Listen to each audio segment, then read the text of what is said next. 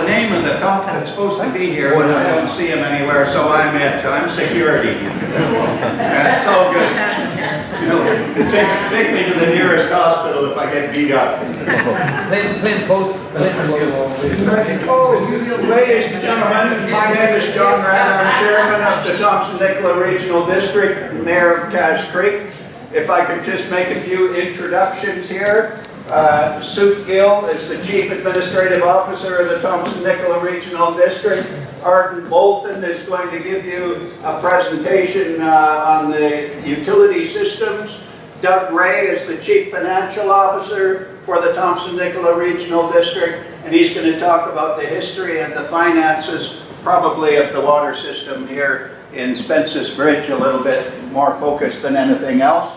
Jamie Vieira, who is going to give us an update on the impending closure of the Cache Creek landfill and what the implications are for waste management in this part of the region. And is there anybody who wants to be introduced to this guy? Probably not. Steve Price, Electoral Area Director, Area I think they call it, of the Thompson-Nicola Regional District. So what we're going to try and do, this was supposed to start at 6 o'clock. It's about 7 minutes after 6 right now. Our intention is, and most of these meetings don't last any more than an hour, but we'll give you an extra 50%. So an hour and a half. We intend to be finished by 7:30, which means that if somebody has a question towards the end, we'll take questions. We'll hear a few presentations, then we'll take questions towards the end. I'll moderate the questions and whatnot, but try to keep them, rather than so many times with politicians, you see them get up, yeah, I've got a question, only they've got more of a statement than a question. And try to limit the statements and get to the questions so that we can all hear from all of you. If you're upset about anything, please let us know you're upset. If you're happy with anything, please let us know you're happy with something. The lady at the back is shaking her head, no, she's not happy with anything, but that's okay. We're here to hear from you. We represent you. The entire board represents all the people in Spences Bridge, and we try to do a good job in providing services for you. So first off, I would ask for Doug Ray to present on the history and finances associated with the Spences Bridge water system upgrade. Thanks everyone for coming out. Let me know if you can't hear me. I'll try and speak and project so that everyone can hear me. But if I start to quiet down for any reason, let me know. So, we're talking about the water system tonight. This is just quickly the regulatory authority that we have to meet providing the service. There's federal and provincial regulations and standards that we have to meet to provide a healthy drinking water service. That's just a quick map of the service area. And just very quickly as a history, you guys know this better than me. Spences Bridge Community Water Service, originally established under the Improvement District many years ago. TNRD took it over in 2006. At that time it was in need of some refurbishment. There was a lot of work, as I understand it, that went into feasibility studies, consideration of a number of different options, how to improve the quality, quantity of the water. Eventually it was settled on the current system that is a joint system with the Cooks Ferry Band. We were successful in obtaining grant funding. There's community provided authority under petition for us to borrow up to $1.2 million as the community's contribution towards that project. And that has now resulted in parcel taxes that are being levied, started in 2016, for repayment of that debt. Quick picture of it, the total project was about $5.5 million. Almost 4.4 of that was provided through grants that the TNRD obtained, and including the contribution from the Cooks Ferry Band, basically federal dollars through INAC, which left the community share of the 1.2, which was borrowed, and as I said, results in parcel taxes. That's just the stuff specific to the water system. The grant funding would be higher if you took into account other services that are Spences Bridge specific, that are more regional in nature, solid waste and so on, grants that we've obtained, that there's benefit accrued there. So in 2016, we borrowed the necessary funds for 1.2. Had a public meeting on this since that borrowing took place, so I'll update you on that a little bit. The interest rate that Municipal Finance Authority gave us was 2.8%, which I believe is the lowest that they had provided up to that point in its history. So we borrowed it over a 20-year term. Borrowed it spring 2016. First payment came due in the fall of 2016, so the parcel taxes that started the repayment in 2016 encompassed that one payment,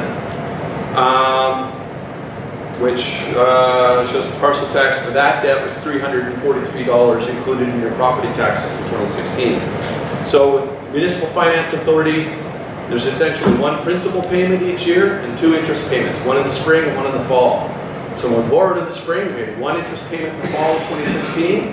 Starting 2017, you'll see the spring principal interest and then another interest payment next fall. So this is by way of saying that the 2017 property taxes will be higher for that debt repayment. As was discussed prior to the borrowing, I did get some questions this summer from people, why didn't my property taxes go up as high as you led me to believe they would? It's because we only had that one interest payment to cover. But 2017, it'll be the full repayment. So 2017, the debt portion for that 1.2 million, if you didn't prepay commute, would go up to that full annual amount of $691 for each parcel. But what I wanted to really talk about, that's a bit of an update, the water operations. Going back a little bit, in 2010, the TNRD board took an in-depth look at how we were acquiring and how we were financing and funding the operations of the 11 water systems and 2 sewer systems that the TNRD manages. And out of that, they adopted this water system acquisition and sustainability strategy. And with that, they adopted a financial model which had a combination of user fees and parcel taxes to pay the costs of the system.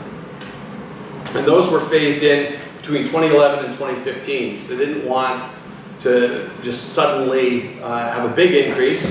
So they phased it in over those 5 years with incremental increases.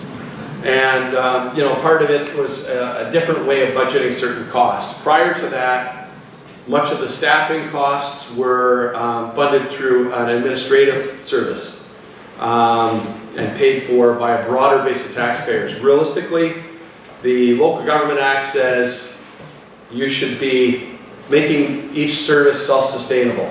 Excuse me, are you talking about the $600 we pay a year? No. Is that what this is, the user fee? 120. No, what I've talked about before is the parcel taxes. I'm getting to the user fees now. But is that the water maintenance tax that we pay every few months? No. Is that what this is? The user fee is what gets billed quarterly. The parcel taxes are included in your property taxes once a year and collected by the province. Which is a $120 fee. Yeah. Yeah. That's what it's been. And under section 4.6 of the water acquisition strategy, it suggests that that's supposed to be per user.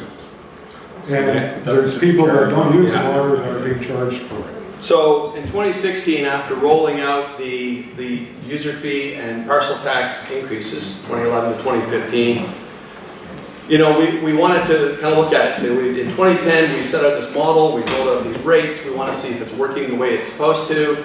Is there anywhere where it can be improved?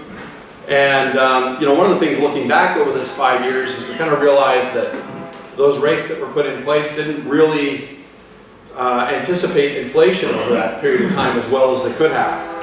And so it put us a little bit behind the 8 ball.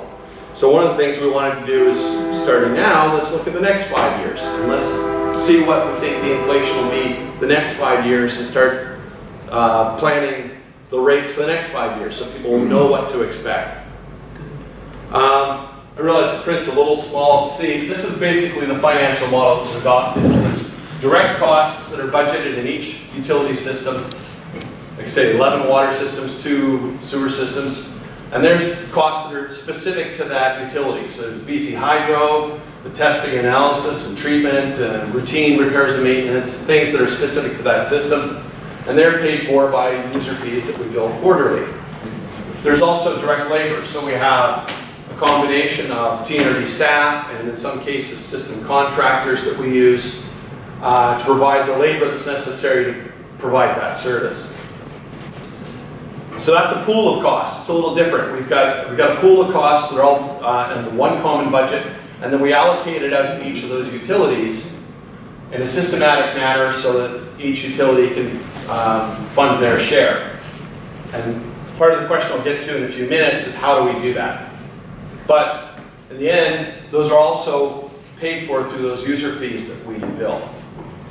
The indirect costs are basically set out as the other costs associated with having those staff providing service other than wages. And the principle that was adopted was to begin levying parcel taxes to cover those costs. So started at $24 the first year, then 48 up to the 120. Capital costs are, again, budgeted in each specific service, utility service, more or less on a project-by-project basis. In terms of the funding, it's a combination of grants if we're able to obtain them, savings we might have set aside in reserves for that purpose, for that specific fund service, and debt and parcel taxes. We borrow money, we charge parcel taxes to pay the debt.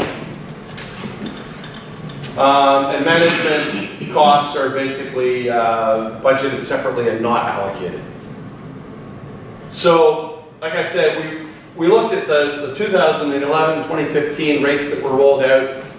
It was a different way of doing it than what had been done before that. So there were, for utility users, increases over that time. And in general, and I'm not just talking about Spences Bridge, but broadly, what we found is those rates hadn't kept up with inflation. There were increased needs for manpower overall to meet the standards that we need to meet. We had 3 full-time technical staff in the utility department in 2010. It's now 5. So there's additional costs that come with that. All of our costs have been going up. BC Hydro has been increasing their rates 3 to 4% per year every year for a bunch of years, and they're predicting to for some time to come. The costs of supplies, the routine repairs and maintenance, all of that, our costs have been going up year after year. And at the same time, we try to put some better tools in place to provide better service. There's a SCADA system that helps us monitor problems so that we can respond to them more quickly and deal with problems more expediently. But as I said, the Local Government Act requires us to have a balanced budget and to fund those costs without running a deficit. And it requires us to do that today and into the future. And what we've been finding is we haven't been successful in doing that in recent years with the Spences Bridge water utility. So, like I said, we've looked at the next 5 years, tried to project what are the revenue requirements we need to achieve that goal. With a goal of providing financial sustainability for the service to make sure the money is there to take care of things as they are needed, and also provide predictability for you so you can see for the next 5 years this is what the rates are going to be, and you're not guessing year to year what's going to happen. Spences Bridge water utility specifically has been underfunded. I think the last few years we were looking at costs that were going above what we had budgeted, more than expected. We were kind of, to a certain degree, playing a waiting game to see if it would sustain that way or if things would play out better in our favor, and they haven't. and we can't let that continue. It started off 2016 with a $20,000 deficit because in previous years we've been incurring costs. And I'm just talking operating maintenance, you know, year to year, keeping the water on costs, not big capital projects. So it's $20,000, almost 21 that you know, we're starting already in the hole because we haven't brought in enough revenues. You know, we have to fund this. We have to build a budget into the future that's going to make sure that doesn't continue. The Local Government Act basically says if you start a year with a deficit, you have to fund that in that year, get rid of it right away. So, you know, out of this review, there were some recommendations brought forward to the TNRD board, which they endorsed us moving forward with, and it's leading to these public meetings. We want to get feedback such as it is, tell you what the plans are, and then we'll be bringing a bylaw forward to the board. So one of the changes was we looked at how that labor cost is being allocated. What we were doing before didn't work very well. In my opinion, there was some trying to assess how much staff was being used in different places, and it tended to go up and down. It's hard to set a constant rate when costs are going up and down. So what we looked at and just, you know, arrived at as being the most equitable and fair way to do it was just take an average cost for the year, divide by the number of connections, and everyone pays the same for the connections. So you take that pool of labor, we've got staff and contractors, they provide service to all 11 water systems and 2 sewer systems. They're trained to work on both. So whether you're in Spences Bridge or Savannah or Blue River, if you're connected and you've got water service from the TNRD, for the labor, you're paying exactly the same as everyone else. That goes against the water acquisition and sustainability strategy. Not really. What it says is that we're allocating those common costs in a comprehensive, logical, fair, and equitable way, and that's what we're doing. And I'll show you in a minute. It doesn't actually, that change doesn't actually impact Spences Bridge very much. The user fees, again, we put forward a table. This is what we anticipate the cost to be over the next 5 years, and when the user fees fall out of that, this is what needs to be collected to fund it. So they've endorsed us moving the user fees to what it is required to fund the service. And the other part was the parcel taxes that covers those indirect costs. So when we added up the costs that those are supposed to cover, again, inflation, they hadn't been keeping up. So we incrementally got it up to 120 a year. Well, guess what? It's not enough to fund the costs that are projected for the next 5 years. 180 will do it. So that's what we're moving the parcel taxes to. So, very quickly, here's that average cost of labor. If I add up the technical staff wages and the contractors we use in some systems, it's just under $400,000 projected for 2017. This is specifically for the Spences Bridge? This is all of our utility systems. It's the same people servicing all of them. So this is how we're splitting it up and allocating to the different systems. So just under $400,000 for the technical staff that service all those utilities. Taking into account all of those utilities, there's just under 1,300 connections. So an average is 307.89 per connection per year. Excuse me. Yeah. What is a difference between the contractors and the technical staff? Well, the employees are, the technical staff are employees of the TNRD. Cost-wise? Cost-wise? Yeah, you throw up nearly 400,000, but what is the difference for the contractors' maintenance compared to? Generally, if we used only contractors, it would cost us more. So we struck a balance. Down to the 2 figures though? No, that's the combined total. But you must know that because you developed these figures. I have them back in the office. I don't have them here with me tonight. You always bring those on the computer. Yeah.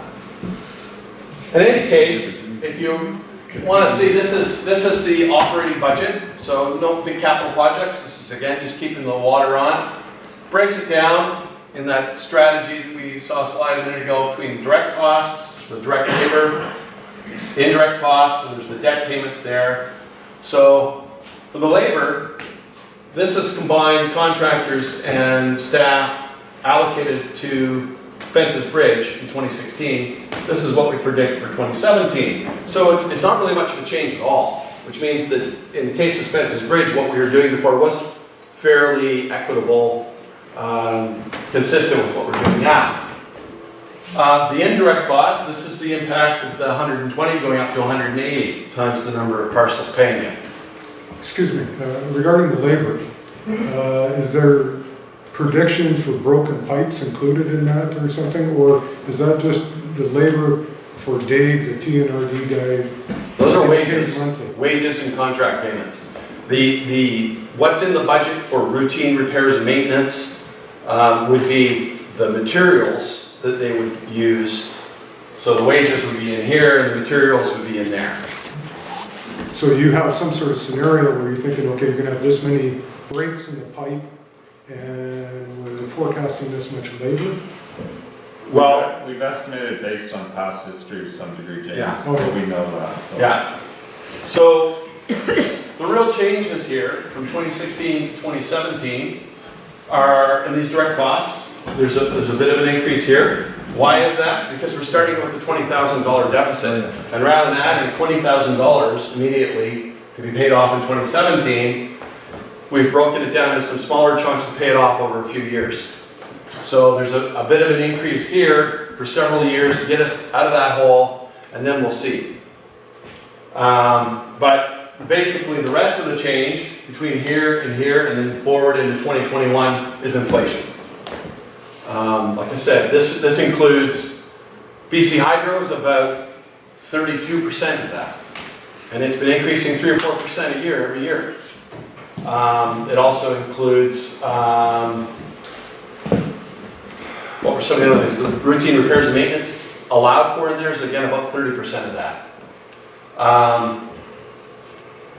And then the debt payments, this is reflective of the fact that this only includes the one interest payment this year, and then this will be 2 interest payments and principal payment.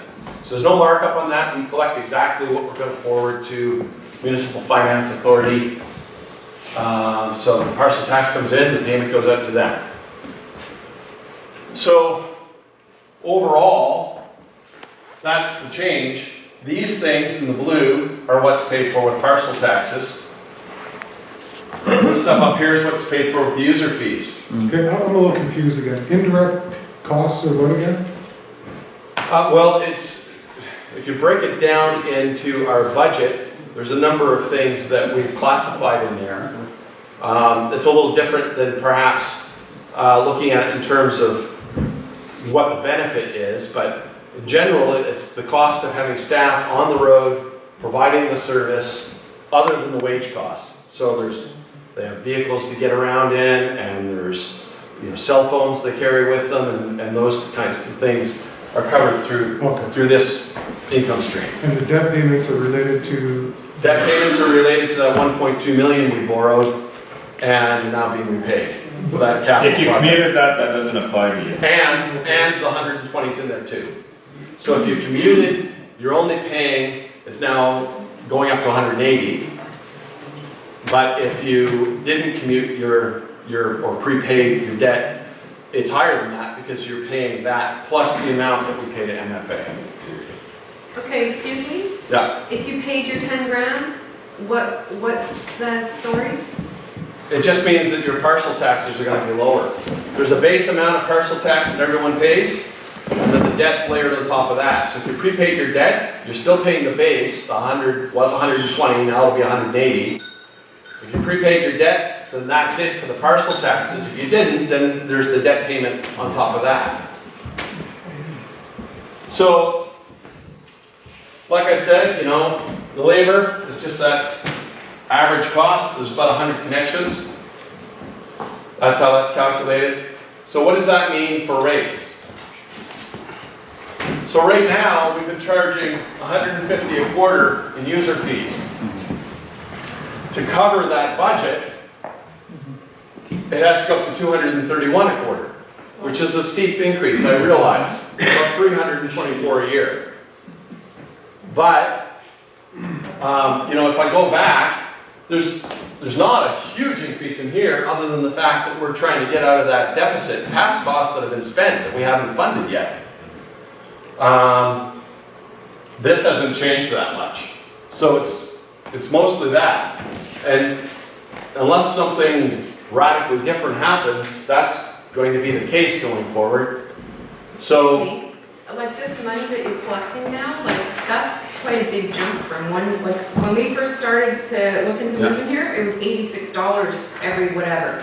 We moved here, it was $120, and a couple months later it went up to $150. So now you're saying that it's going to jump all the way up to 200 and whatever? it's either that or we're not funding the service So how properly. far is this going to go? Like, is this every year this is going to be going up like big amounts like this? Like, where's it going to stop? Like, We're projecting this for 5 years forward, so. Oh, gee. my husband's There's retired. roughly 30 people in here. What if we come and tell you guys to shut our water off right now and get the hell out of this town? How'd you like that? Yeah. Well, we can't do that, we'd have to have a petition first. Well, let's do a petition. Well, I'm just kind of curious, like, how... Excuse me, young lady. She's not Could- a dog, John. Could we please be kind enough to address your questions through the chair? Otherwise, everybody seems to be wanting to ask a question all at the same time. So if you do have a question, please raise your He's hand. ignoring me, so I Please- talk out. If he's ignoring me, I want to just know, where's all this money going? Is it part of Spence's bridge money? This is, Or is If you this do going have a to question, the fund? please raise your hand so that I can recognize you. So I'm just, like, he's talking stuff, but I wasn't understanding, so I want to ask a question, but he's ignoring me, so that's when I first opened my big mouth to ask him what he was talking about. Because I'm worried about these user fees that seem to be hop, skipping, and jumping way the hell up there somewhere. If you have a question, please address the question to Mr. Ray. She's been trying to address it, too. Well, okay. In the Spences Bridge. Kindly- So that when something goes wrong with our pumps, you're being disrespectful You because I are. was Sit asking. down. Well, I was asking. what I'm Would you? asking you to do is put a question. I was asking if all this money you're collecting is going into a fund for Spence's Bridge people that are paying the money so that when the train pulls into town and drains our pump up there, or our reservoir, and then we've got mud coming out of my hose, and then for 4 days we've got no water basically, like, and then people are telling me that that pump got overheated, and I'm like, well, why would it get overheated? Well, then I hear that the train filled up. So I'm just sort of kind of concerned about this. Like, where's our money going? Is it staying so that we can pay for the stuff that we need? Because I'm concerned that you guys are going to come to me and go, oh, we need another 10 grand because we got some pumps that aren't working again. Well, is the train paying their fair share? So- when they pull up and start pumping out and draining the reservoir so that I can't do anything in my yard for 4 days where I spent money on plants trying to make my yard look okay and now I can't water them? Like, I'm asking a question. $1,500 a year for all. Mr. Ray, I'd be happy to answer the question. So, this is only going to the Spences Bridge water service. It doesn't go to any other TNRD service. It doesn't go to any other service in Spences Bridge. Entirely for this water service, annual operating costs, keeping the water flowing. Because on that paper you guys sent out, it said something about some pump needing to be replaced and I'm like, And we're gonna get into that. $10,000 check. Like, is this gonna mean that you're gonna come to us for more money? Like, Okay, that's what I'm asking. So, the idea, as I said, we've been behind the 8 ball paying for normal annual operating expenses. This will catch us up to what our current annual operating expenses are. And for the next 5 years, you'll see the rates laid out so that you'll know what to expect. I have attended several conferences the last few years, and I've asked the question, other regional districts, other municipalities, what are you doing with water systems? How are you dealing with financing? And they've said, we've been increasing the rates 25% every year for the last 3-4 years to keep up with these cost increases. This will get us up to where I think we need to be, and then beyond that, there should be, if any, it would be minor inflation increases. Could you go back to the last slide, please? Direct costs, it says here, under the water acquisition strategy here, regular repairs, licenses, permits, costs for power, chemicals, insurance, lab testing, and routine operation and maintenance. Okay, and then indirect costs, it says here, are the portion environmental services, staff time, chemical support, related clerical support, sorry, associated benefits. Now, is there it's going up $7,000, so that means the TNRD office, for the most part, seems to be getting a lot of that $7,000. Are the managers of the TNRD getting wages during this, wage increases? This is not going to management at all. No, indirect costs are all management. No. That again just relates to the technical None of the staff. management costs are even in here. Well, it says indirect costs. Cell phones. Environmental James, if services. you look back to what Doug had said earlier, any of the management costs are, which is mainly Arden's wages, are being paid for by a separate budget totally. That was on the very second But or what's third in this slide. policy document is I know. different from what's there. That's right. I know, So this adds a lot of confusion when. but Doug just went over it. Yeah, explain that. You can't keep up on that. So there is a requirement to get a fairly significant, because we're catching up. We should have been doing smaller increases the last few years, more than we did, in my opinion. It is a significant increase, but it catches us up to where we need to be so that we don't have to look at that in the future. The indirect, again, going from 120 to 180 per parcel per year. That works out to, about $1 a day, I think. Mr. Kohut. Yes, now this parcel tax, when the TNRD took over the Spences Bridge water system, they had two petitions. In the petitions, it never mentioned about any taxes to recover any type of costs, only fees and charges. I've got the petitions here if you want to read it. So therefore, we did not give you the go-ahead to charge this to the people of Spences Bridge. This was never a part of the contract of the petitions to take over the Spences Bridge community water system. Well, I'd Therefore, I would have to refer to suggest. someone else. I wasn't with the TNRD at the time. Okay, but it's in the petitions, you can read them. And I would suggest you guys don't have the right to charge this. You don't have the right. We didn't give you the permission. It was not a part of the contractual agreement in the petitions. That was a contract to the people. And there's nothing in there for this. So this shouldn't be allowed. And furthermore, bylaw 2507 says this is for users of the water system. And it's defined as a rate, which means someone paying for water. Now, there's a lot of people in here, in this room, that have parcels that don't obtain water. They're not users of water on those parcels, and they are not paying a rate, and therefore it is an illegal tax on those I think people. that question's been asked. and Yeah, that's your answered. opinion, we've had it It's not reviewed, your opinion. that's fine. No, we could all debate this. But we're not here The to debate that definition of today, rate, so. you guys have a definition of rate. You are Yeah. not applying your definition in this bylaw We've looked at it correctly. from a legal. Mr. Kohut. We're not here to debate. I have a limited amount of experience in the village of Cache Creek, and we operate a water system and a sewer system. And what we try to do is balance the cost of putting the pipes in the ground against the cost of operating the system. We try to get the costs for putting the pipes in the ground I from the understand. parcel taxes. I know, And but- what we try to do is adjust the utility rates to get the fees for the employees that maintain the system. And in Cache Creek, even if you're not hooked up to the water system or the sewer system, if it's available, if the pipe is in the ground, then you're required to pay for it.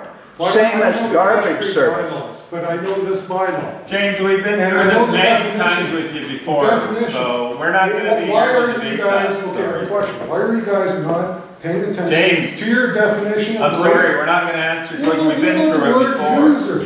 You know, it says all users, Thanks. right here. Doug, you better. All users. All right, we'll move on. So, See, the this is other a lot thing of to take into communication. account is the homeowner's grant. So there is that $60 a year increase in parcel taxes. But not everyone in Spences Bridge has an assessment high enough to generate enough tax to fully use up the homeowner's grant. So many people, some people, may not actually see that increase in cost. Just really briefly, just to remind people, if you're a senior, the rules say you pay a minimum of $100 a year in property taxes. The grant's the next $1,045. So if your taxes start exceeding $1,145 a year, that's when you start paying $1 more each dollar past the $100.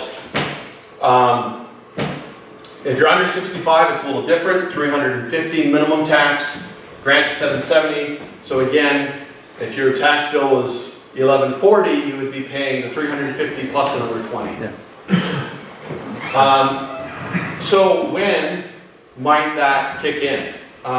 Just having a look at the assessment within the water utility system and the 2016 taxes, including all of the non-TNRD taxes, the school tax, the police tax, all the taxes the province collects in addition to the TNRD. If you add it all up, essentially with the rates for Spences Bridge, you start exceeding that threshold around, if you've commuted the debt and you're only paying just that base, the parcel tax, it's about $85,000.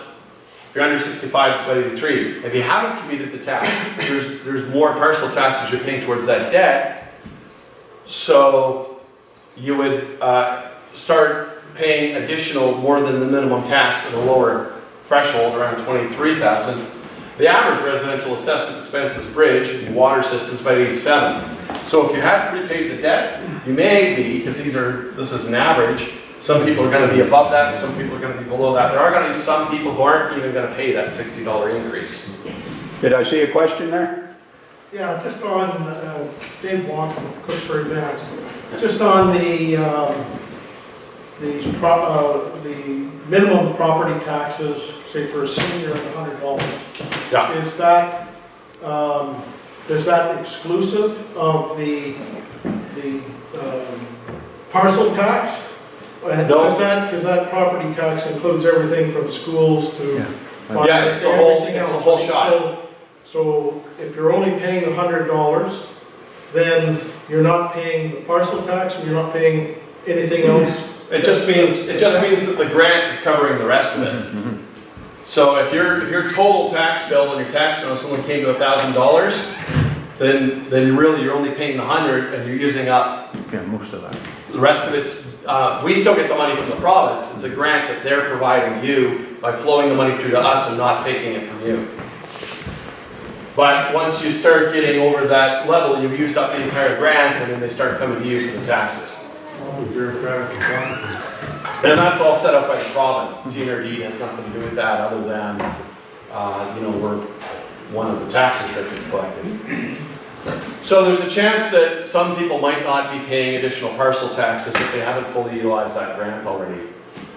This is the schedule of rates. So like I said, $231 a quarter in 2017. From there on, it goes up just a few dollars a year with the idea, again, BC Hydro is going to keep increasing their rates 3-4% per year. There's going to be increases in other costs. So this is my prediction of what the impact of that inflation is going to be. Yeah, question at the back? I just wondered if there was gonna be a cap at some point, because when does that increase in? Is it gonna be $125 a month for water? The board has set a cap of $375 a quarter. But that can change any time. The board has the ability to change that. But right now it's $375 a quarter. 3 months? And up until now, Spences Bridge has had one of the lowest rates of the water systems in the TNRD. There are other systems that are paying significantly more in user fees than this. Yeah, a question right here, please. I just have a question about what kind of guarantee came with this $1.2 million investment that we've made. I wouldn't even buy a hot water heater or a car without some kind of guarantee. And it looks to me like part of this $20,000 that we're in behind should be covered under a guarantee, because these are equipment breakdowns and these are problems that you couldn't predict them, nobody could, but what kind of guarantee have we had with a $1.2 million investment that we've made? Maybe Doug can address that or When Art gets things up, maybe he can answer that question. Thank you. Because it does kind of relate to him. Did you have a question, sir? Yes, for this amount of money that we've been spending in our water, and you compare us to all the other communities, is our water any better than theirs? That we're paying so much, and you guys continuously want more? And you can't tell me that goes for infrastructure or anything else. It goes directly into your coffers. So it doesn't go into the coffers, it goes to paying for the costs of providing the service. Okay. There's no savings left at the end of the year. That's what I'm saying. We got $20,000 in the hole. So when they're talking about this well, or the pump, the third pump that somehow is messed up, who's paying for that? Is that where our $600 a year is going to pay? Yes, we'll talk about the pump thing right now. First of all, when Doug says we're $20,000 in debt going into the new year, that didn't come from any particular thing. If you look at the cost of pumping electricity for the first year that we had a full year of operation, we're $17,000 in hydro. That was substantially more than we expected because the flow that the community used was substantially more than expected. So every time you pump water, it costs money for electricity. So there's where Did you guys check the pipes up before you turned that system on? No, you didn't. And there were so many leaks in town, it was unreal. Okay, so we'll go through consumption a little bit. The graphs are all there, and you'll see that it's still relatively hot. We have checked all of our pipes already.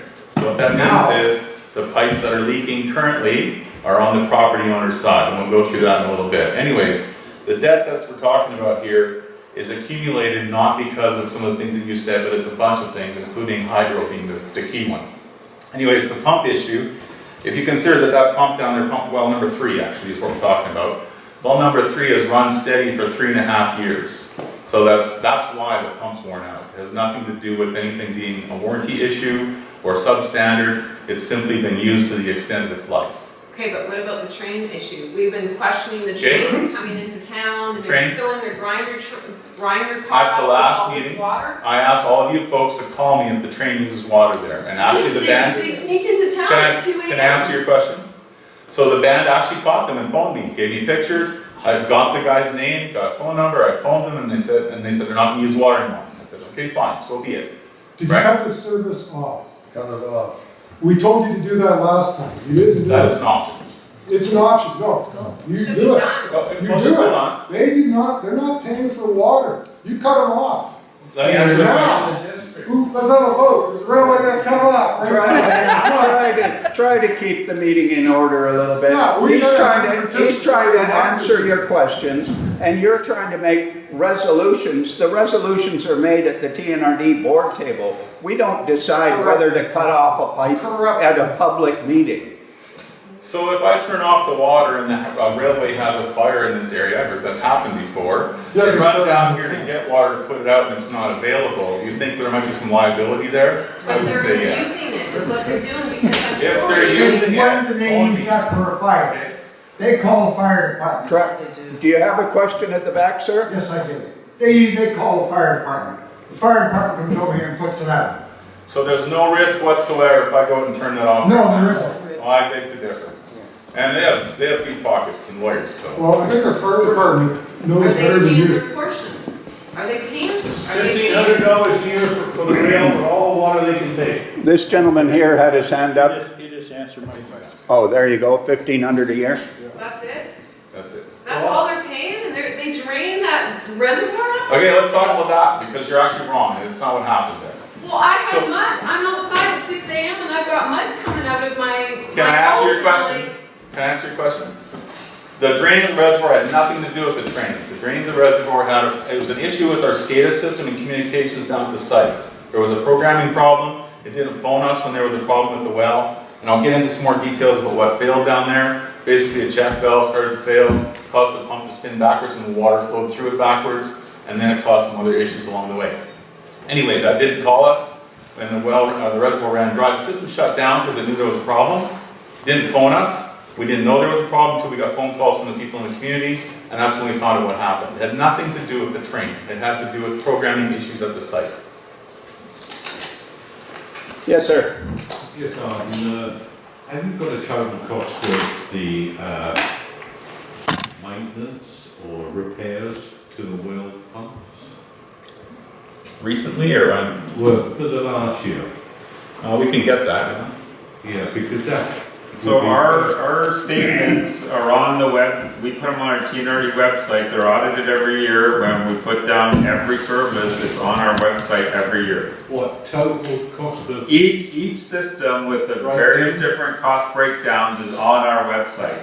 What, for Spences Bridge? For Spences Bridge and every other system that we have. Well, that's a simple question, it could be answered.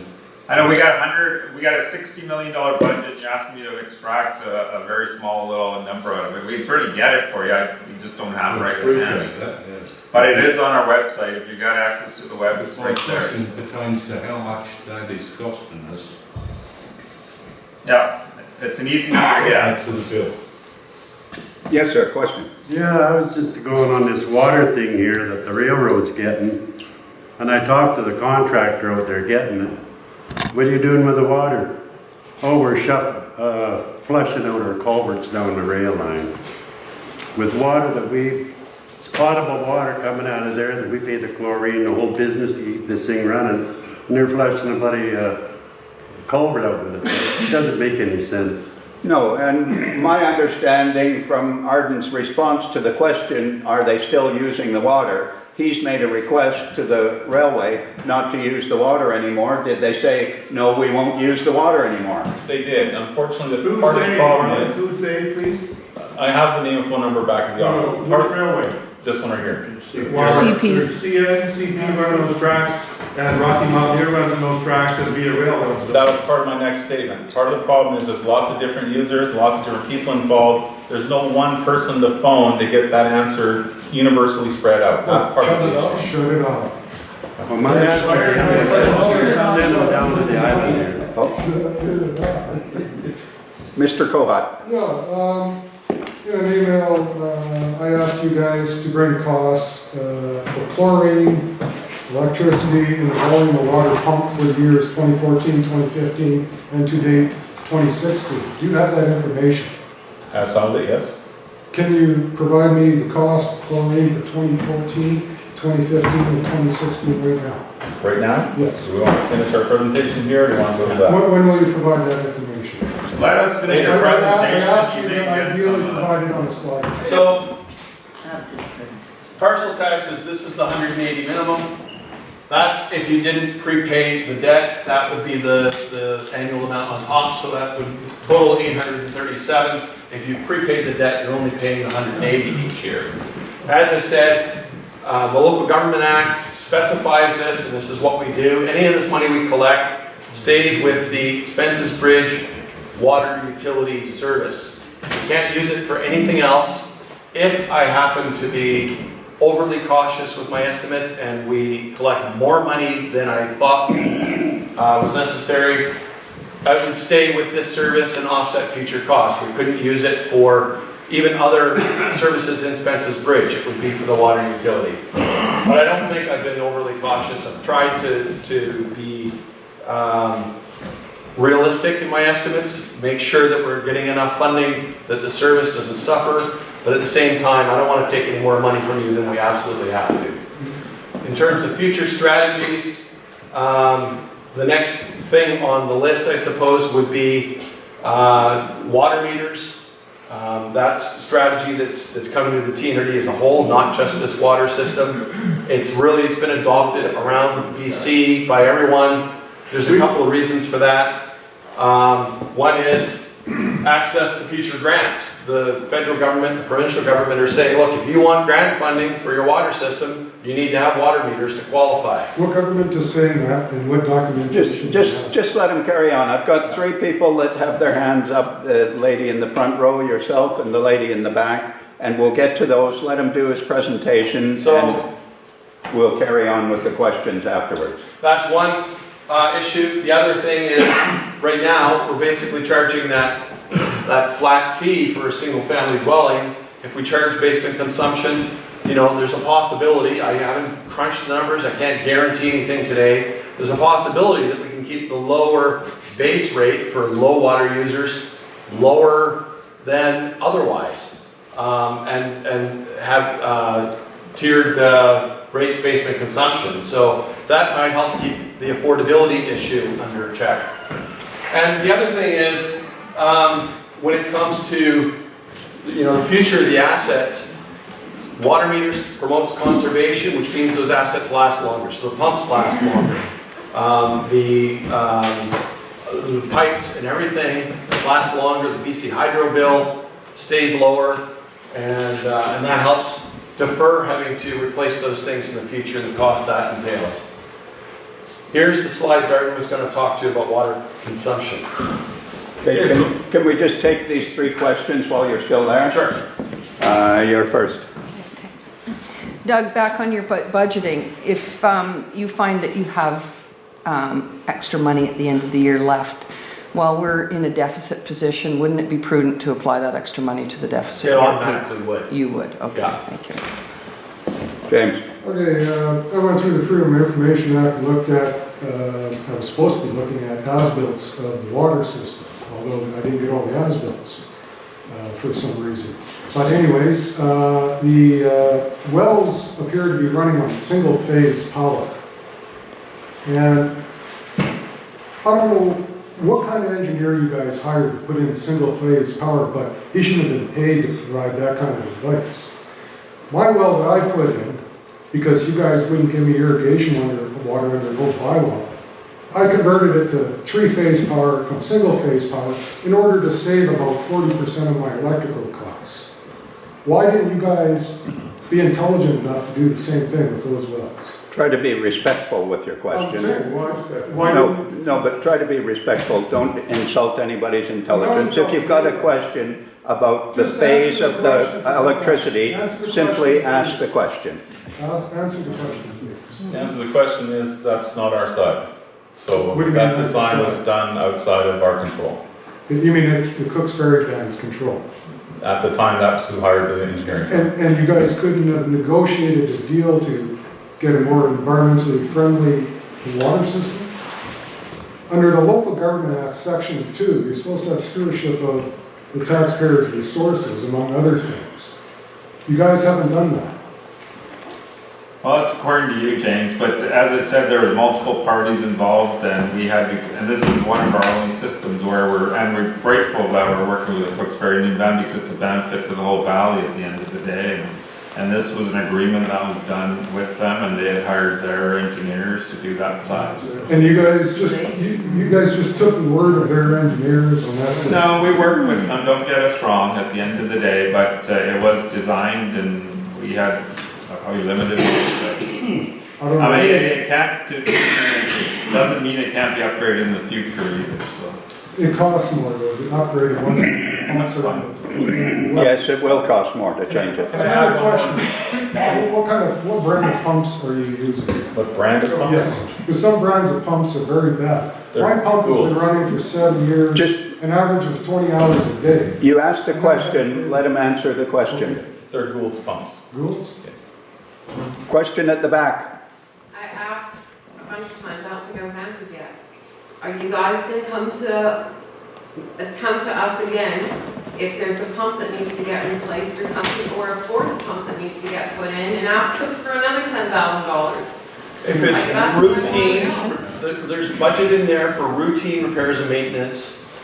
Worn out things such as that should generally be covered under that. If it's a bigger item, then we would be exploring where can we get the money from.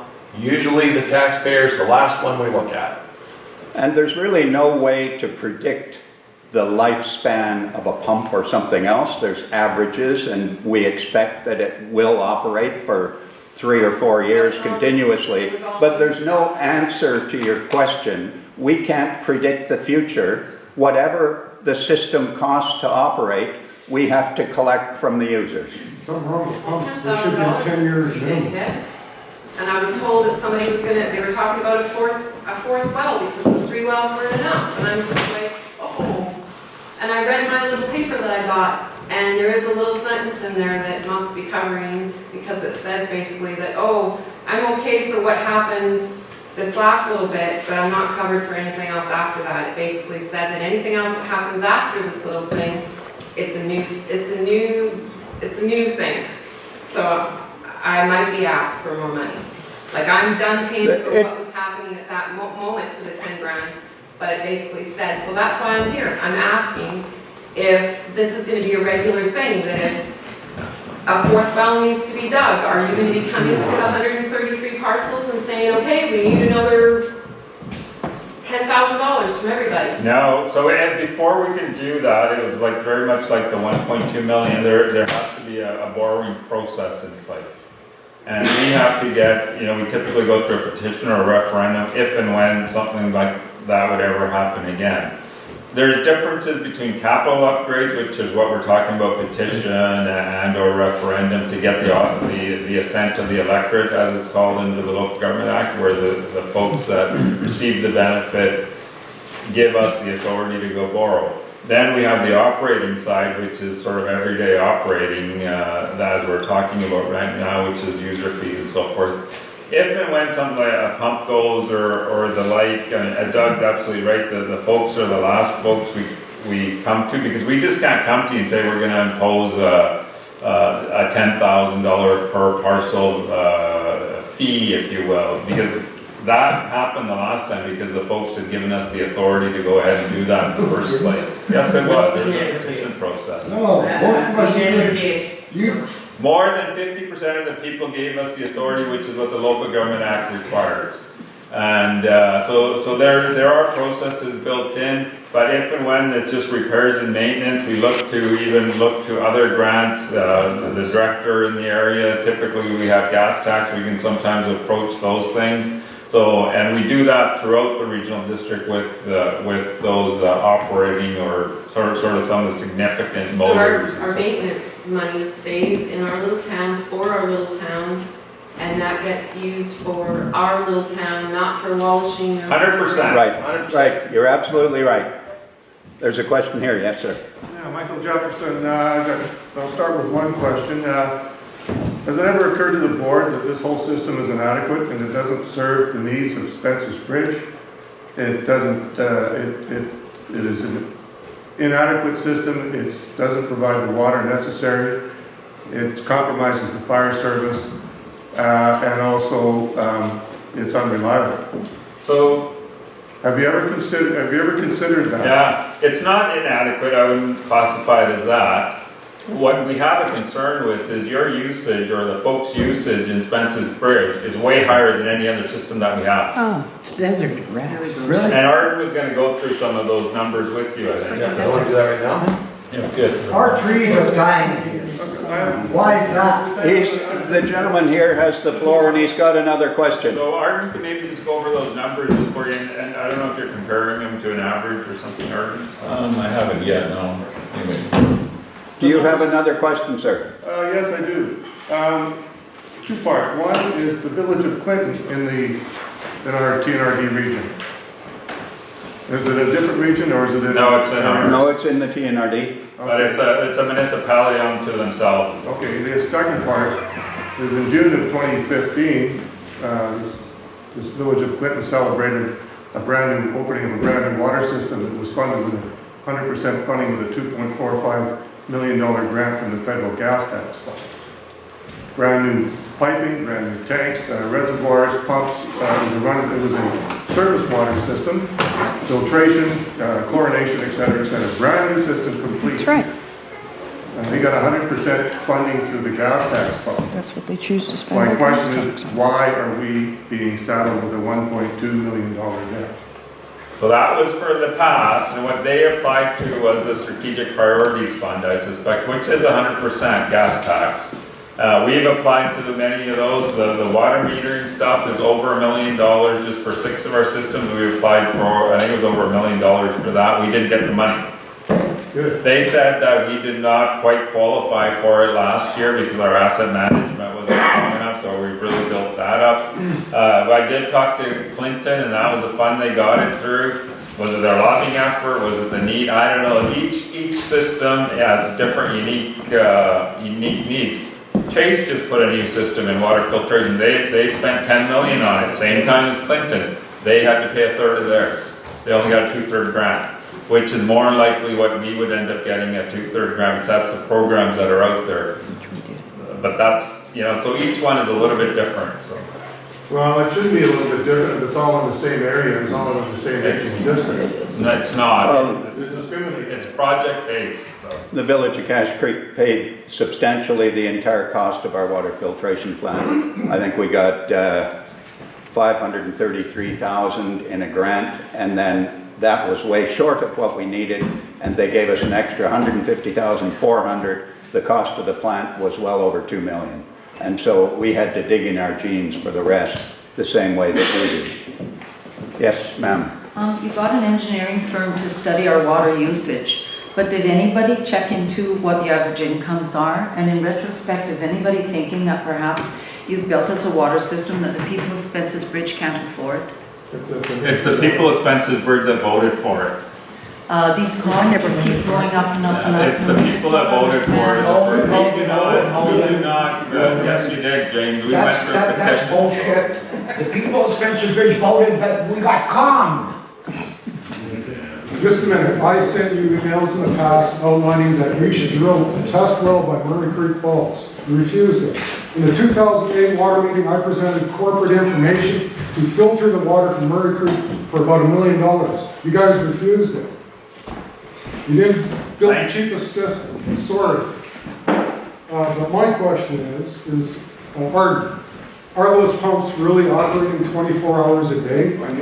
And if so, is that in part because there's a water restriction of 4 inches in the pump shop, or the well shop? The pump, well number 3 does flow 24 hours a day, nearly 24 hours a day. I would say 23, okay? 23? Yeah. It doesn't go on an awful lot, by any chance. No. Anyway, there is no restriction in the pump house. Only one well is operating nearly 24 hours a day? There is a programming issue there, and that's something I've been trying to get fixed as well. So for whatever reason, it's complicated because there's 2 different reservoirs. So you got 3 wells and 2 different reservoirs calling for different, and there's 3 different settings in there too. So let's say the reservoir drops to 80%, it calls for one of the wells to turn on. If it drops even more, which because the usage is high, drops to 75%, it calls for the other one to turn on. If it drops to 70, it calls for another one to turn on. So there's 3 settings for that reservoir, and there's the same 3 settings for the other reservoir. So you got 6 different settings on 3 wells. The programming is very complicated. So what we found out is there's a glitch in it. There's a few different scenarios where it'll start to loop and do funny things. So we've been trying to chase that programming issue and get it resolved. Okay, somebody's doing bad programming. Sure. Question, yeah? Yeah, Michael Jefferson again. It's a question in the form of a, I don't know how to word this, but the system that we have now with the Cooks Ferry ban is inadequate, it's unreliable, and it's overly expensive. A lot of people in the community that I've spoken to would much rather see the Cooks Ferry ban take this system and operate it for themselves at Cumsheen and cut it off, and the community of Spences Bridge restore the water system. The micro hydro potential was there, the standing offer program with BC Hydro was there. The government of British Columbia is encouraging small communities like Spences Bridge and First Nations to develop micro hydro. There's a short window between up to about 2018. We could have a brand new water system with micro hydro potential, commercial irrigation, and standby water system for firefighting. And that could also include domestic water. We have more than enough flow. There's no need for pumps. It's gravity fed. It's served this community for 150 years. This system that we're talking about now, we're arguing about idiosyncratic nothingness. It doesn't make any, people have lost anyway. They don't understand what we're talking about. But it's inadequate, it's ineffective, it's overly expensive, and it's unreliable. So the system itself would be best to be turned over. The TNRD and Cooksbury Cumsheen Band and Cooksbury can have that system, and the community of Spences Bridge, whether it's through the Volunteer Society or the Improvement District, go after the water license, claim it from the province, and get the microhydro license to go with it from the province of British Columbia, and develop our own water system that serves the needs of this community. We live in a desert. You have to water everything, otherwise it dies. So that is my position. I would like the TNRD to consider that. I want to know if you've considered such a thing. Okay, I'll answer that real quick, John. Well, just the way, like, it's an interesting question, and I'm sure if the community wants to develop microhydro and another water alternative, they're certainly welcome to do that if they choose to. However, in my opinion, it's a little bit like having committed to buy a house. You bought the house and you've got a big mortgage, and you didn't buy any fire insurance, and the house burnt down, and you're still responsible for the payments. If you go and develop your own water system, you'll still be responsible for the $1.2 million that... Brother, I've been around the block a few times, okay? I know about the risks associated with mortgages and financing for debt servicing and stuff like that. This system was sold to us, maybe James or somebody can help me with the numbers, $440 a year or something. That's what it was going to cost us to get a whole new water system. You opened the first petition? Yeah, There were 2 petitions, and their total was about $700 is what they're getting. Okay, well, the people in this community, as far as I understand, at least I would, speaking for myself, I didn't anticipate having a single-phase well system that is an energy hog. We have solar grants available from Natural Resources Canada to put solar panels in the garbage dump off to make the meter run backwards and take advantage of BC Hydro's net metering program. This well system doesn't take advantage of the solar option and net metering. We're just paying hydro bills. So this whole system has been poorly designed, poorly built, it's unreliable, it's overly expensive, and it's inadequate. It doesn't serve the community. So why are we even here? This will take over Murray Creek and start at square one again. Can I add to that? Yes, sir. Hydroelectric system, if it was put in, there's restored, huge grants, and any surplus would split with the First Nations and the town. The bill that everybody's got here will be paid for out of that. Can I just elaborate on my one more point, please? Sir. I've done some legwork about the potential of Murray Creek Hydro. I think most of you know about it. I've explored, talked to the engineering companies, BBA Engineering. I've talked to Chief Walcom, asked this in consultation with Chief Walcom because it takes the Cooksbury Band to initiate and come on board, otherwise it's dead in the water. This Murray Creek microhydro and irrigation and domestic water and auxiliary firefighting water would be funded by the revenue coming off of Murray Creek. It's free money, and there are grants available by the province right now. They're saying, please, Spences Bridge, fill out the paperwork and come and take advantage of your options. We want to encourage green energy from small communities and First Nations. Presto, here we are. And for 48 years, you had microhydro running on Murray Creek from 1913 to 1961. And it's been destroyed by BC Hydro. They bought out all the systems when BC Hydro was brought into existence by the BC Hydro and Power Authority Act in 1961. They bought out all these little microhydros, shut them all down, and they left it derelict on the side of the hill for 1961 to what, 55 years?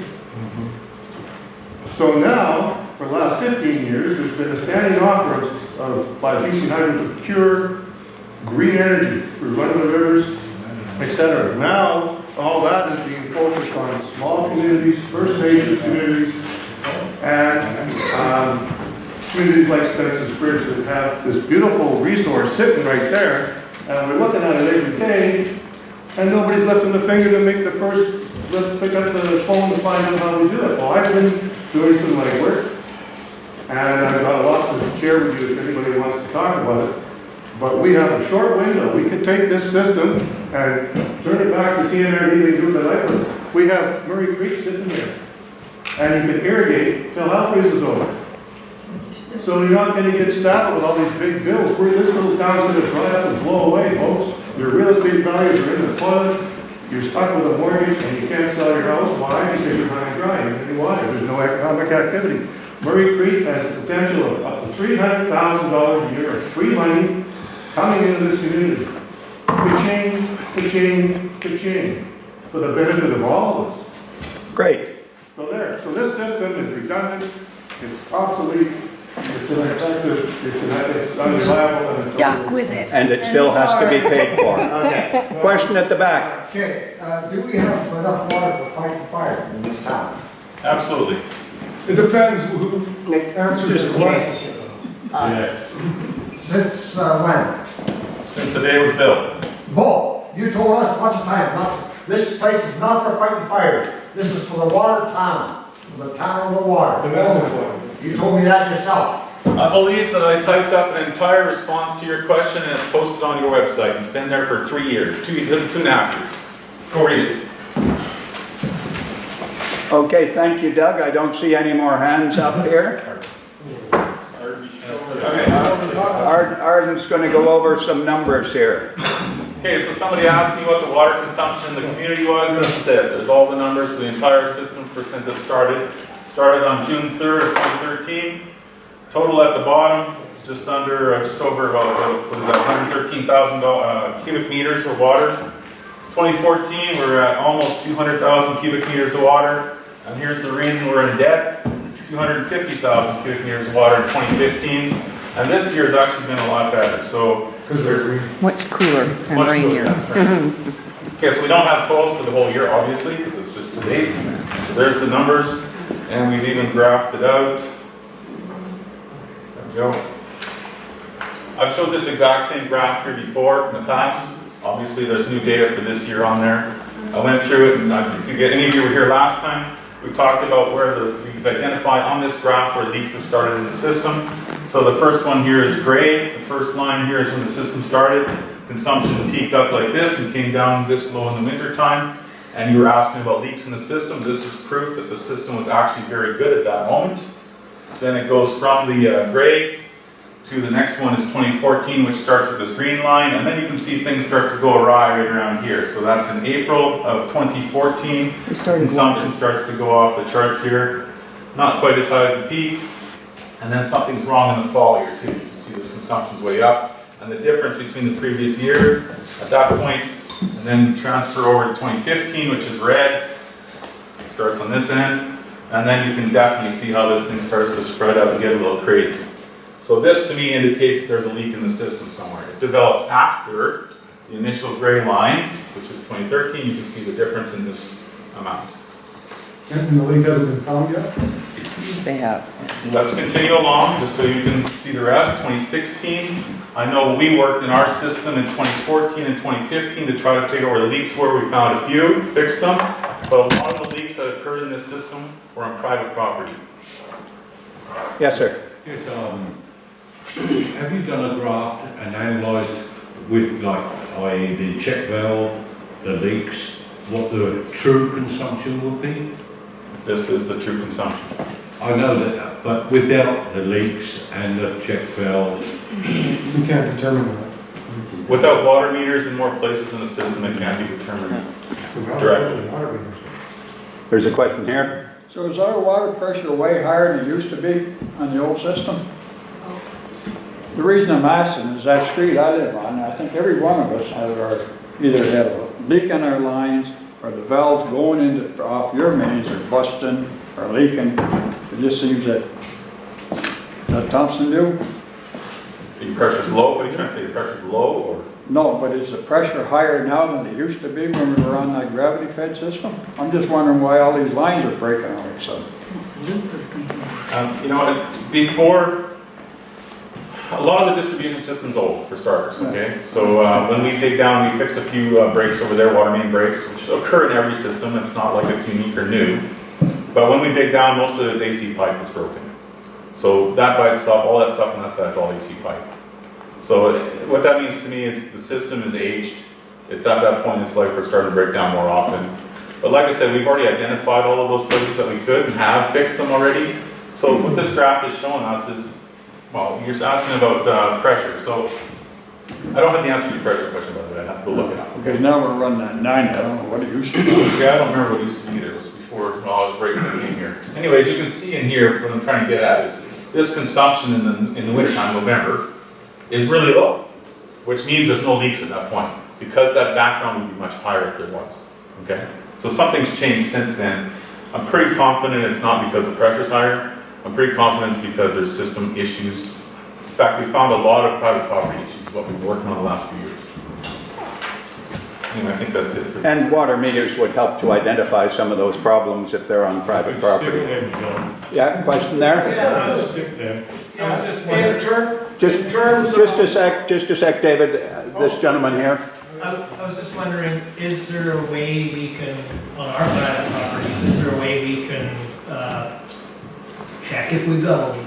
Yeah, actually, I think I've said this at several meetings before. When you're laying there at night going to sleep and your house is totally quiet and you hear shh in the background, right? You got a leak. Do something about it. Question, David? It had to do with that. You said that you've identified a lot of the leaks in the system that you're looking after. Have you been able to identify which private lots have the leaks? And it's difficult to do that because when you get the leak detector guy out, it's during the day, okay? So everybody's using water. You flush your toilet and he hears the hiss of the valve. It doesn't mean you have a leak. It means you're using it. You're doing laundry, doing dishes, whatever the case may be. The only way to really do that is get them out at midnight. But if you got guys creeping around your yard at midnight, I can tell you that's not good. So it's difficult to do, is my point. How about asking a person to turn off their water? David? A follow-up on that is, it's difficult, but not impossible. It's not impossible. So that, to me, looks significant. And if there's ways that we can do it, let's figure it out. The best message. Property owners that have the problem can fix it. That's true. The best message I can say is everybody in this room should be a responsible adult. And like I said, the best way is when you're laying there at night and you can hear that hiss, because you can, that's the best indicator. Otherwise it costs you guys more money for me to come out and creep around your yard at midnight. Yes, ma'am. My mom lives in Lumbee, and they had a grant that every single home had a water meter installed. They don't use them. And the water consumption has gone down. They don't charge anybody for them. There was a drip in one of my mom's taps, and they wrote a letter that said, you have a drip every 3 seconds. We're not going to do anything or charge you. We'd just like you to fix it, please. Exactly. Now, you know, I would kind of like at this time to just say something about the accommodation industry and the way our water rates are going, because I know we're on consumption right now. But approximately 4 years ago, I went and spoke to Arden. I spoke to you, Arden, by telephone regarding the difficulty that our small accommodation business was having with meeting the quarterly charges, particularly in the low months of January, February, March. This phone call was very short because you invited me to rewrite the bylaw. Well, that was a little daunting until I looked at the bylaws, and a kindergarten child could rewrite those bylaws. After reading them, I made an appointment to consult with you at your TNRD office, where I tried again to come up with some sort of mutually acceptable arrangement to lower the high cost presented, maybe by presenting our quarterly financials, which you said it would start a precedent. When I suggested that perhaps we could be charged under a seasonal category, you again said that would start a precedent. When I told you that we would rather install water meters than pay these exorbitant rates from our small business, you said you'd look into the bylaws to see whether you had other communities that are partially metered and get back to me, which I never followed up and never did you.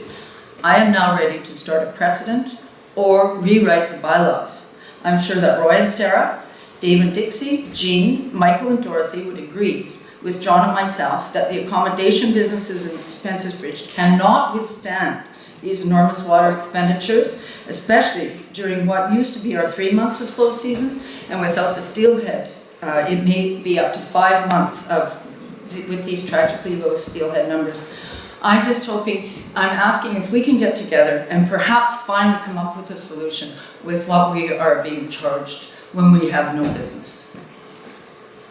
Yeah, come into the office, we'll chat. I mean, I'm not, if you're prepared to pay for a water meter, then. Well, we would, I noticed there's a seasonal category in our bylaws. I mean, I think I gotta sit there and look at it with Arden and go through what you're proposing. You're gonna break every business in this town. That's not our intent. Our intent I know is, it isn't. No, but our intent is we have to recover so much money too, right? We have to pay for the system. The Local Government Act has handcuffed us in saying, if there's a deficit, you must recover it. So we're quite prepared to work with you if there's a better way to handle sort of some of the needs of a business. Is it through a water meter, or is it through a seasonal rate? Certainly we'll listen to you. Very interested in that. Thank you, yes sir. We're paying thousands of dollars a year, and as Laurie said, we're empty for 5 months now. And if the businesses go down in town and shop, the whole town will have to pay for our thousands and thousands and thousands of dollars. And we can't afford it. This is ridiculous what you guys are doing. This whole system, I'm sorry, you meant it well, but it's just not right. It's so expensive. You gotta remember that we didn't own this system until just 10 years ago or so, right? You don't own it. We manage it. You manage it, thank you. Yeah. So we didn't manage it even up until about 10 years ago. When the system was turned over to us to manage, it came with all these problems, and we pointed those out in a petition, and there were 2 petitions actually done for borrowing. So this is not something that's foreign, and in the interim in those 10 years, IHA has also jacked the standards up from here to right up here. And we operate under those permits that IHA gives us. And if we do not operate our systems in accordance with those permits, they will come along as big brother to us and basically hammer us to do so. Yeah, but it doesn't resolve the problem because, like as Alan says, the hydro keeps going up and that. Yeah. You're pumping it a kilometre nearly, or half a kilometre, then you're pumping it up a huge hill, which is costing a lot of money to do that. And then you've got 3 pumps, and Alan says one runs 24/7. Well, it shouldn't be running 24/7. It should be each pump kicking in. Yeah, we know. We realize that. But, how long is this going to go on? You can't keep leading the people all the time. The local taxes are going up. Hydro's going up. I can understand if there's a small increase because hydro goes up, your chlorine goes up. That's fine. But you can't keep leading the people when we've got a terrible system, really. And every lot owner in this town has got $20,000 slapped on them. And you could put your own well in and have changed every person in this town. And you can't justify a system that is just costing more and more and more. And I understand you've got to pay the bills and that, but it's just not working. You're crippling the whole town. I'm sorry. And even Ashcroft, I know you're trying to get a system into there, but people hate it, and they hear what's going on in this town. I think the people of Ashcroft voted for the water treatment plant recently. Yes, ma'am. I was just going to say that I live in Canada and I pay, and once I get my bill for 2017, I'll be paying over $10,000 a year for water.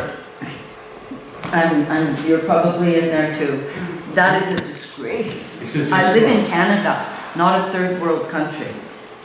Problem is, these guys are getting 6. Now, are you done, Arden? Problem too. No, I've got a couple more items. Okay, let's let Arden carry on for a little bit and then we'll have some more questions. John, we are also getting for our time.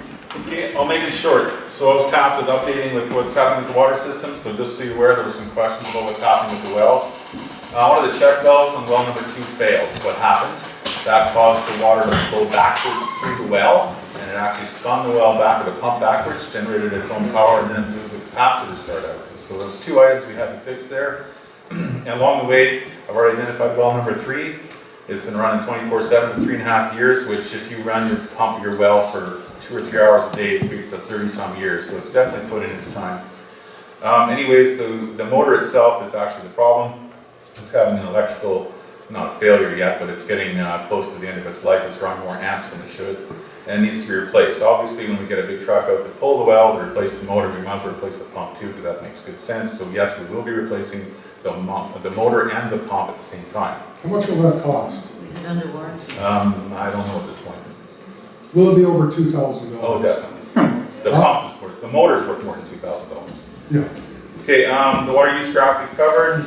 And we've done some updates to the PLC programming, so it should hopefully eliminate any problems with the dry reservoir issue we had earlier. I think that's all I have. Thank you. Any other questions for Arden? What size pump is that's going? There's 2 10-horsepower motors and 1 5-horse motor, and the 10-horse is well number 3. And the 10 horse needs replacement, and what size pump is it? Pump? Or what size casing? Is it an 8-inch or is it a 6? I believe it's a 6. 6-inch casing. Yes, sir? Wouldn't them pumps have a check valve on it? How come the water keeps running back? That's what failed. The check valve on the pump itself failed. Yeah. Okay, now I think we can hear from Jamie. Well, one other question. How deep is that well? 80 meters, I think. I'll quote you on that. I'll send you a quote. For the cost of the work being done. Yeah. Jamie Vieira. Okay, I will be very quick. I was on the agenda to talk about solid waste, so take-home message, I'll start with that. Take-home message is nothing is changing at the Spences Bridge transfer station. Hours of operation, fees are the same, services are the same, nothing's changing. I'm here to update you on the Cache Creek landfill. I know you're kind of in that capture area, so probably many of you have used that landfill. That's a recent picture of it. It is full, and the agreement between Cache Creek and Metro Vancouver and the operator WasteTech is ending, and that landfill is closing completely as of December 31st this year. It is not a TNRD landfill. We don't operate it. Not a dime of TNRD tax dollars goes towards operation of that landfill, so this is out of our control. So what I'm here to tell you is that landfill is closing. TNRD needs to step in to provide a disposal facility for the Cache Creek Ashcroft area. So beginning January 1st, we are going to be operating what's called the RDO, the little transfer station at the landfill. If you've ever been there, we are going to take over operation of that. It will now become a TNRD transfer station, basically the same as what we're used to here in Spences Bridge. Since it's now part of the TNRD system, we will implement the same fees that are at the Spences Bridge, as well as all 28 other disposal facilities. So the take-home message is that RDO will continue to operate even though the landfill is closed. Fees charged there will be identical to the fees that you pay here in Spences Bridge. Services that are current and hours of operation at that Cache Creek site will not change. So the winter hours are Wednesday through Sunday, 10 a.m. to 6 p.m. Those hours are going to stay in effect, and whatever services are currently offered there in terms of metal recycling, tires, household recycling, very similar to what's at the Spences Bridge site, will be maintained. Quick update, because you may have heard of this ongoing proposal for the new landfill called the Extension. That is not been approved yet. That approval is with the province, with the Ministry of Environment.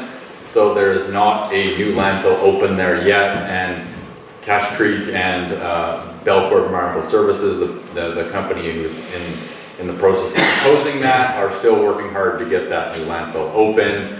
At this point, they don't have their operating certificate, so. That's still to bring garbage from Vancouver to Cache Creek? No, that contract between Cache Creek and Metro Vancouver expired, or expires as of December 31st this year. No more garbage coming from Vancouver up the highway here? Not unless there's a new contract associated with the landfill extension. So the landfill extension, the take-home message is not open yet. They're in the process of trying to get an operating permit, they being the village of Cache Creek and Belfort, to open a new landfill. Where is the extension gonna be, where's the site? It's immediately to the west of the existing landfill. So we've got the existing landfill right adjacent to the highway, and up above there, that little switchback here is getting moved, and the landfill is going to be up here. It's going to be a separate landfill with its own operational certificate, different from the operational certificate associated with this landfill. It's called the extension, but it's actually a completely different landfill.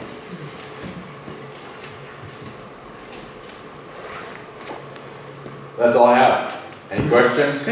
Yes. Will we still be able to swim for free next year? Swim for free? Because that's one of the advantages I think Cache Creek was able to offer its citizens and its surrounding area, some of the perks.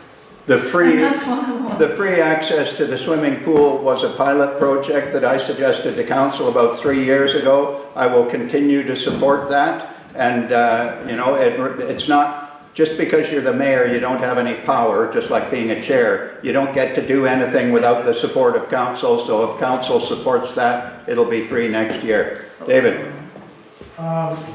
Where is the garbage going after December 31st? The garbage from Vancouver, or the garbage from the Here, TNRD? Yeah, you copy not to receive their garbage anymore, but where is our garbage going? Okay, so like from the Spences Bridge transfer station? Yeah. Yeah, so that's a good question. So up until this point, up until December 31st, all the garbage from Lytton, Spences Bridge, Clinton, and 70 Mile was going to the Cache Creek landfill. Beginning January 1st, it's going to one of the TNRD landfills. So we operate 2 landfills, one in Lower Nicola, outside of Merritt, and one in Heffley Creek, outside of Kamloops. So it'll be going to one of those. Spences Bridge will be going to the Lower Nicola landfill. Any other questions for James? David? In terms of the extension, are they meeting or exceeding the environmental protection issues of the old landfill onto this new landfill? The new landfill, I actually have a presentation coming up on November the 21st in the village of Cache Creek to talk about that a little bit. And I've asked for the model, which is the model of the liner system that's been designed for the new landfill. And what it's going to have is called a double composite liner, which is a welded plastic liner. A composite liner is a welded plastic liner with fiber over top of it. The new landfill will have 2 liners welded together with a separation in between of fine gravel. In my opinion, based on having visited landfills all over Western United States and much of British Columbia, it will be the most environmentally sound landfill in North America. It'll exceed the provincial requirements by a factor of 2, because they only require 1 liner system.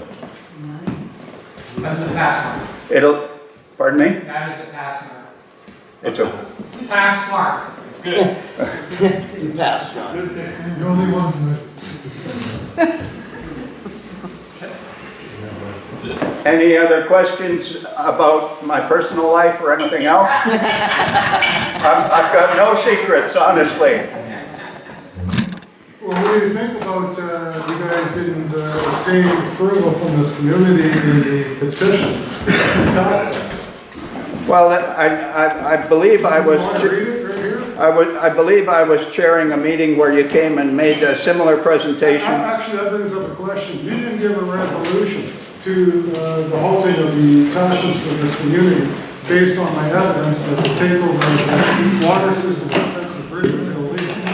You didn't give a resolution, and it shocked the hell out of me Yeah, I know. I think you have a little bit of a misunderstanding about how resolutions and decisions are made at the board. You as a taxpayer can come and ask the board to consider a resolution like that to eliminate the taxes, but unless a board member makes the resolution, it's not even on the floor. It's just talking.